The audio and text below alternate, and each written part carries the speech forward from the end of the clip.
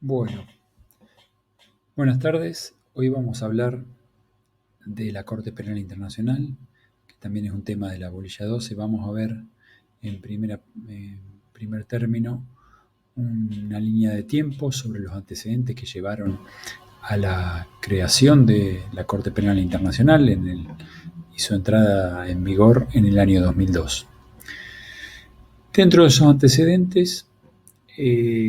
estaba ya desde el siglo XIX la idea de contar con un sistema de justicia internacional, impulsado esto en cierta forma por el Comité Internacional de la Cruz Roja, que pudiera juzgar a los individuos responsables de los crímenes de mayor afectación. En ese momento se entendía a la moral y a la dignidad de la humanidad. Ya entrado el siglo XX y tras finalizar la Primera Guerra Mundial, que ocurrió entre los años 1914 y 1918, mediante los tratados de Versalles y de Sèvres, se propició la persecución de los criminales de guerra, de las potencias vencidas, y esto fue la primera vez que se sentaron las premisas de una corte penal, que en definitiva son las mismas sobre las que se asienta hoy la Corte Penal Internacional. En relación al Tratado de Versalles, que fue el primer intento serio de establecer una jurisdicción penal internacional, en la parte séptima, en el artículo 228, se estableció como principio la responsabilidad penal individual de aquellos responsables de violaciones de las leyes y costumbres de la guerra, pero con una salvedad que el enjuiciamiento sería efectivo por medio de las jurisdicciones nacionales. O sea, si bien se planteaba como principio la existencia de responsabilidad penal individual por primera vez, en forma concreta, el enjuiciamiento hipotético que iban a tener se iba a ser efectivo en la jurisdicción nacional de esos individuos. Por el artículo 227, es el único por el que se establece sí una jurisdicción internacional, no solo ese principio de responsabilidad penal individual, pero sí una de jurisdicción internacional, únicamente para el Kaiser o emperador Guillermo II, que había sido el emperador de Alemania hasta la finalización de la guerra, con la creación de un tribunal penal compuesto por 5 jueces designados por los aliados, o sea, las potencias vencedoras de la entente. Este tribunal penal, en definitiva, nunca llegó a conformarse, ni se implementó, ni fue juzgado Guillermo II, el Kaiser Guillermo II, porque se hicieron varios planteos relativos a la inmunidad del soberano y a la inmunidad de jurisdicción, y a esto mismo adhirieron incluso algunos estados de los que eran de las potencias vencedoras. Y asimismo se sumó a esto la negativa de extraditarlo que tuvo la reina de Holanda. En ese momento el Kaiser se había exiliado en Holanda y ante la negativa de extraditarlo era imposible, llevar a cabo este juicio. Pero fue el primer intento serio de establecer una jurisdicción penal internacional. Luego de esto, recién, como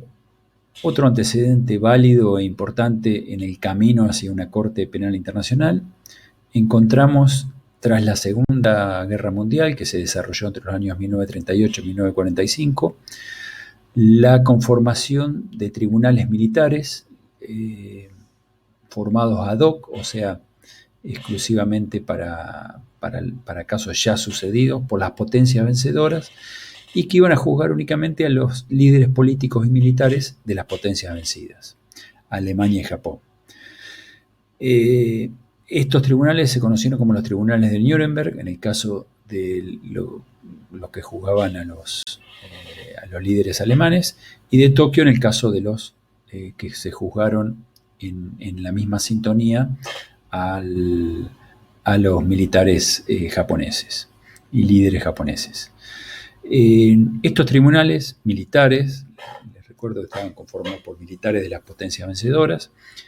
juzgaron y condenaron por crímenes contra la paz y crímenes de guerra. Todavía no existían las convenciones de Ginebra, que se formaron con posterioridad, pero sí existían ciertas convenciones que fijaban qué no se podía hacer en una guerra, y llevaron a la decisión de 12 condenas a muerte en el caso de Nuremberg y 7 condenas a la pena de muerte en Japón, más una veintena entre ambos tribunales de diversas penas de prisión, de diversas escalas de penas de prisión para otras tantas personas. La dificultad que tenían estos tribunales, digamos, la crítica que más se les hizo, más allá de ser tribunales ad hoc, o sea, que eran creados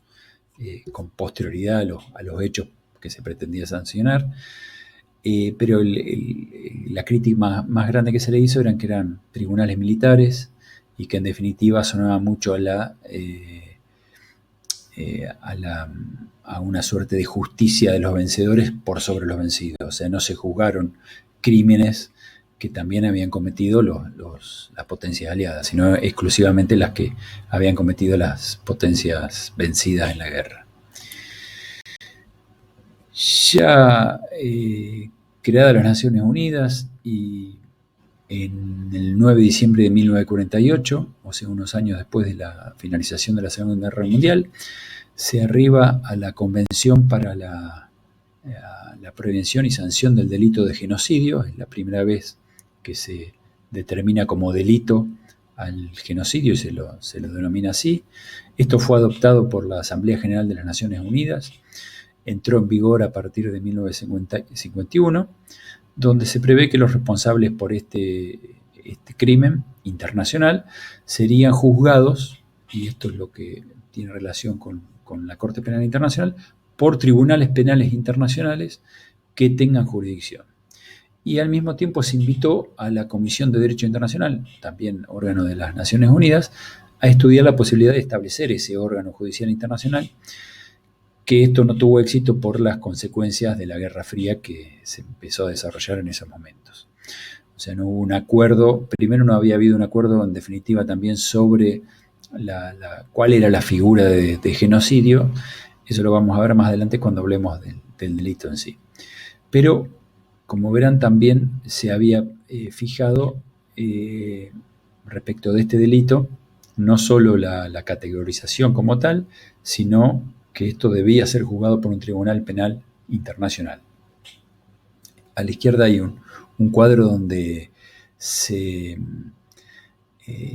muestra cuál es la participación actual que tienen en esta Convención sobre el Genocidio. Hay 147 estados que la han firmado y ratificado y que la tienen vigente, una gran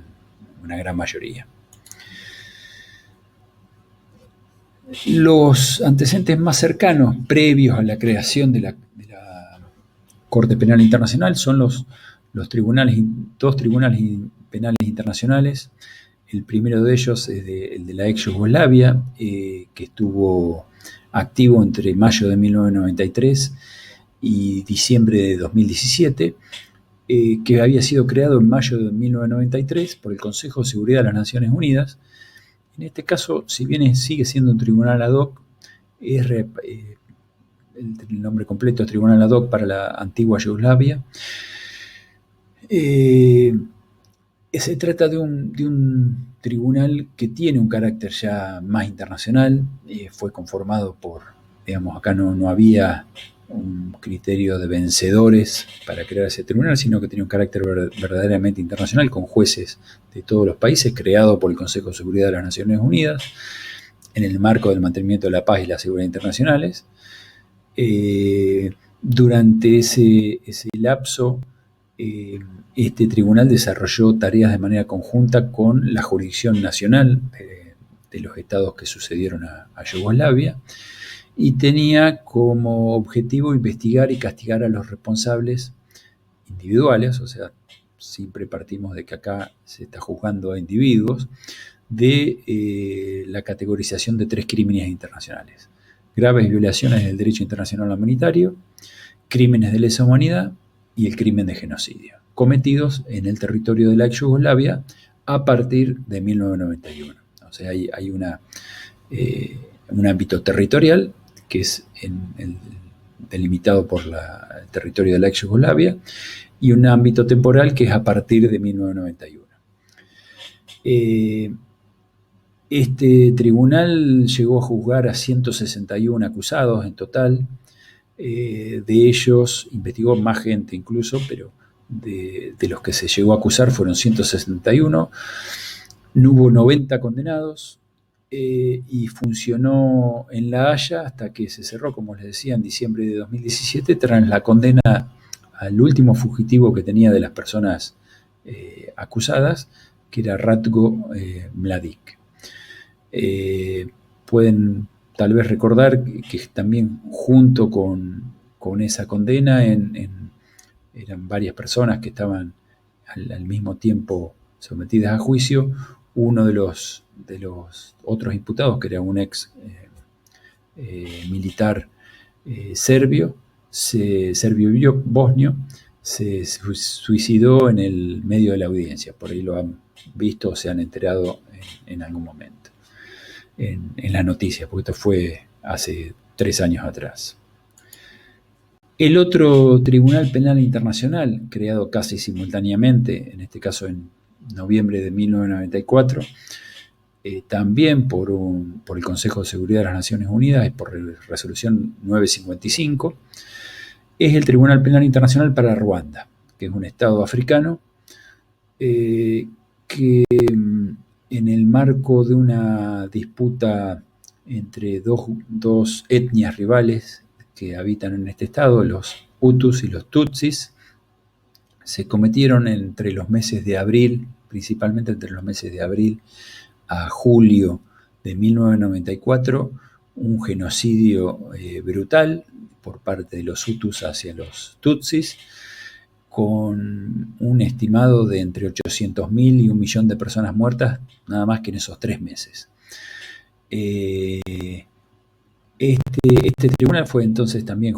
justamente creado para investigar y juzgar a los responsables del crimen de genocidio y crímenes de guerra que se habían cometido en Ruanda en el periodo que va del 1 de enero al 31 de diciembre de 1994, con una sede que se fijó en este caso en Arusha, Tanzania, que es un país vecino, y también concluyó su actuación recién en diciembre de 2015. O sea, fíjense que si bien es un tribunal ad hoc, no permanente, para juzgar los crímenes cometidos durante ese año, recién concluyó su actuación en diciembre de 2015 con el último caso que juzgó. Hay quedaron 6 detenidos con prisión perpetua y otra serie de condenas menores. De entre estos, el más relevante es el llamado caso Akayesu, que es una persona que fue condenada en 1998 por genocidio y se constituyó en la primera condena internacional por este delito. Luego de este raconto de antecedentes, llegamos finalmente al 17 de julio de 1998, que es que a raíz de una conferencia diplomática de enviados plenipotenciarios de las Naciones Unidas para el establecimiento de una Corte Penal Internacional que se había convocado por la Asamblea General en Roma, Italia, y que contó con la participación de 160 estados, o sea, un número muy importante, se adoptó el 17 de julio de 1998 el llamado Estatuto de Roma, que es el que crea la Corte Penal Internacional y fija cuáles son los crímenes sobre los cuales va a tener competencia, cuáles van a ser sus modalidades. Esta creación contó con el voto favorable de 120 estados. Si bien la Corte Penal Internacional se había creado con el Estatuto de Roma, este recién entró en vigor en virtud de lo que marca el artículo 126 del Estatuto de Roma, está resumido ahí, una vez alcanzadas las 60 ratificaciones estatales, o sea, de esos 120 estados que habían firmado este tratado, en definitiva, el Estatuto de Roma, recién iba a entrar en vigor cuando se alcanzaran 60 ratificaciones. Si bien este número se alcanzó en abril de 2002, se esperó hasta julio de 2002 porque se sumaron 15 ratificaciones más en conjunto y en ese momento se dio inicio al proceso para poner en funcionamiento, por un lado, la Asamblea de Estados Partes, que es el principal órgano que tiene el Estatuto de Roma, que es el que elige a los jueces, como vamos a ver más adelante, que empezó a sesionar en septiembre de 2002 y empezó todo el proceso para elegir a los jueces y poner en funcionamiento a la propia Corte Penal Internacional. Y con esto damos por finalizado esta línea de tiempo donde se ven los antecedentes que llevaron justamente a la conformación de la primera Corte Penal Internacional para juzgar la responsabilidad internacional del individuo en el caso de crímenes internacionales muy relevantes.